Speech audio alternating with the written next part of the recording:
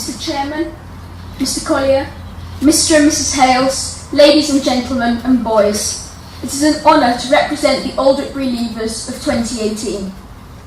Firstly, thank you to Mr. Collier for handing out the long-awaited prizes. As Mr. Hales said in his introduction, Mr. Collier is a history teacher and has written many common entrance textbooks. So it is apt that in this historic year for the school, marking as it does our 70th anniversary, that we should have a history teacher as our guest of honour. Whilst you're here, Mr. Collier, we hope you have time to look at our historical list of prefects over the years in the light corridor. I'm certain that some old boys, and definitely some current Aldwickbury boys, have had time to look at these lists, whilst being given time to think about being better human beings. Before we begin, I would like to thank the old boys who are with us today to celebrate this landmark. So thank you, gentlemen, for coming. And we do hope that you will enjoy your day here. I'm sure every boy who has come to Aldwickbury has enjoyed their time and flourished. Well, perhaps not all of them, as my dad, who is an old boy, has never shown me his school reports. We would like to start with a few words of thanks to the long-suffering staff of Aldwickbury, and even longer-suffering parents for getting us to where we are now. Well-educated, well-prepared, and well... Sorry, Mr. Ekatoni, we couldn't finish the rule of 3. However, before we get ahead of ourselves, we would like to thank some very important people for our journey through Aldwickbury. The support staff, the groundsmen for making sure our pitches could be used for sport, the cleaners for keeping our school tidy, the admin staff, especially the bursar, as our parents thank you for the constant reminders to pay fees, and finally to the catering staff, those generous people who turned a blind eye to seconds and the occasional thirds. Was that just me? Please join me in a round of applause for all the support staff.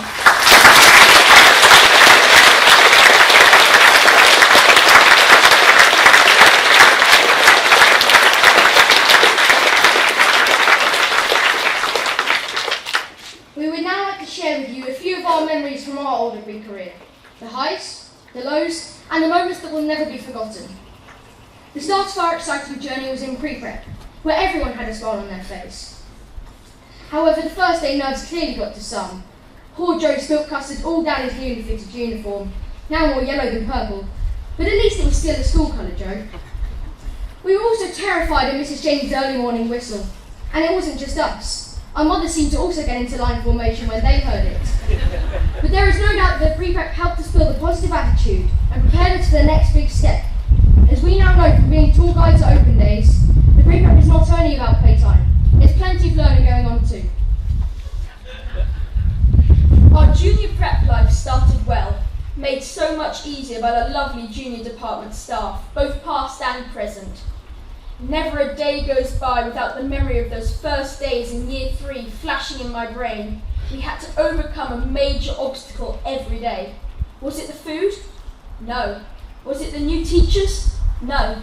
See, Mr. Ekatoni, we might have forgotten the rule of 3, but we have remembered what rhetorical questions are. The obstacle that was the most difficult thing we ever had to learn at school. The knotting of the tie.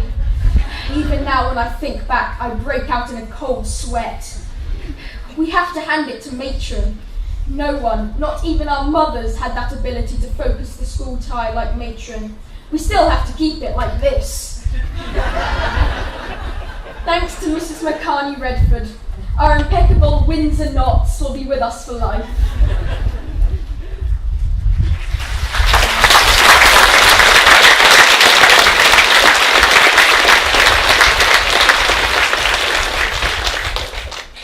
Every teacher has days when they are tested, but one particular moment in the junior department stands out.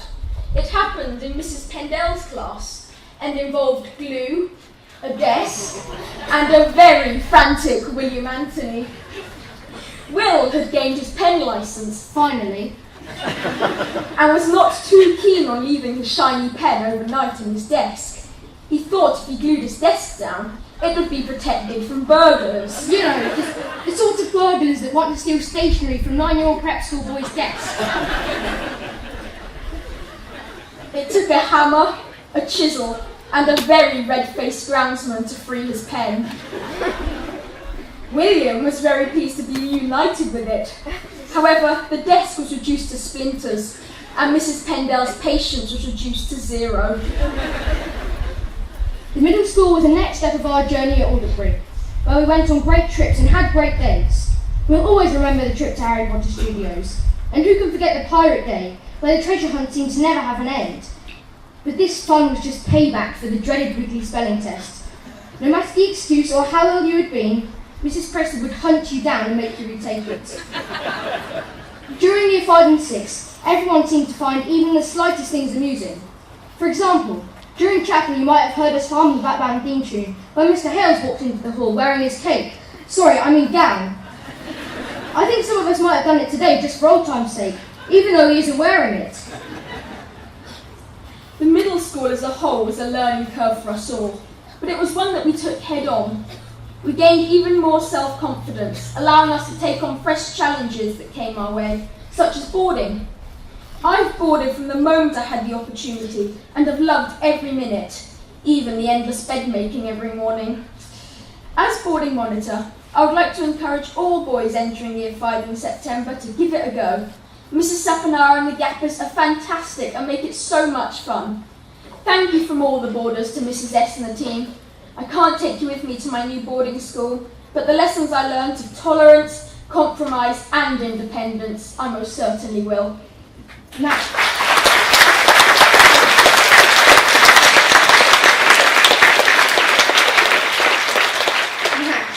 I think you just used the rule of 3. Heading into year 7 was a tough transition, but only because we had more prep, and we had to accept that there would be more exams. The highlight for many while they were in year 7 was the French trip. I'd like to thank Mr. Marshall, Mr. Brandt, and Mrs. Cashman for providing us with such a fantastic week. A personal highlight was when a number of us, including Max, had heard news of a disco, including girls. We all spent the day forgetting about French. Instead, we were thinking about the evening ahead. We got back to the hotel full of excitement. All of us brushed our teeth, waxed our hair, and even had our first proper shower. Our Aldwickbury charm was ready. We swaggered into the disco room in our finest outfits, only to be greeted by some puzzled friends who clearly knew something we didn't. Apparently, Aldwickbury forgot to book us into the disco that evening, so our school were having a disco just between us boys. The worst part was that we could actually hear the real disco happening downstairs. But at least we had another disco later in the year to look forward to. At the beginning of year 8, it was hard to accept that our journey was drawing to an end, but we soon realised that we had to make the most of it. Firstly, there was the trip to Flatford Mill. We all remember the river we were studying could not be classed as that for one clear reason. There was no water. Apart from the constant arguing on the day between Mr. Brandt and Mr. Duplessis regarding who would have to take travel sick Theo in their minibus, and the lack of water, the trip to Flatford Mill was a nice way to start year 8. Later in the term, everyone's favourite week came round, exam week. We will leave this week out to make sure we don't give anyone any more nightmares. Moving on to the best part of the year, the Leavers programme, which teed off with a golf lesson. When we arrived, the instructor asked if anyone knew how to play golf. Matthew Cottrell replied with a straight no. However, the instructor looked surprised when he hit a good shot, and even more surprised that the club slipped out of his hand and went sailing off into the distance. The best way to end our time here was with the Leavers camp. They say time flies by when you're having fun, and it certainly felt that way. The staff provided us with amazing experiences, such as gorge walking, mountain biking, and so much more. One of the highlights was swimming in a natural reservoir of cold water. Will Anthony had clearly switched off after the exams, as he thought the water was salt water.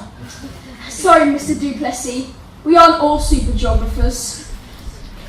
The extracurricular side of Aldwickbury provides you with plenty of choice. We have both participated in Lambda, after-school drama, choir, debating and general knowledge.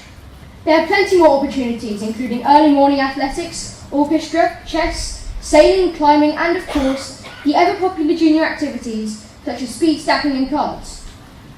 I would like to take a moment to thank the staff for making these activities possible and for giving up their own time for our enjoyment. The highlight of our own extracurricular years at Aldwickbury has to be the plays baton by Mrs. Stewart. Learning hundreds of lines of Shakespearean text was not easy, but thanks to Mrs. Stewart, everything was stood up perfectly. After only a few stressful moments, that is. Congratulations to all those year 8s who have gained scholarships, got into their schools, represented Aldwickbury in some way, gained a colours tie or... Hang on a minute, that's all of us. However, none of that would have happened if it wasn't for the staff. And as well as academia, they have taught us how to behave like true Aldwickbury boys.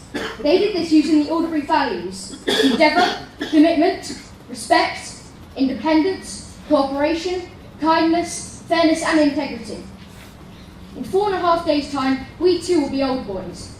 Maybe not as old as my dad, but we all look forward to celebrating Aldwickbury's 100th birthday. Once again, thank you to every member of staff at Aldwickbury. You have inspired us in so many ways. You have opened our eyes to what the world is really like, helped us overcome obstacles, and supported us all the way. Words can't explain how unbelievably patient you have to be to do your jobs. We will remember Aldwickbury forever. Thank you.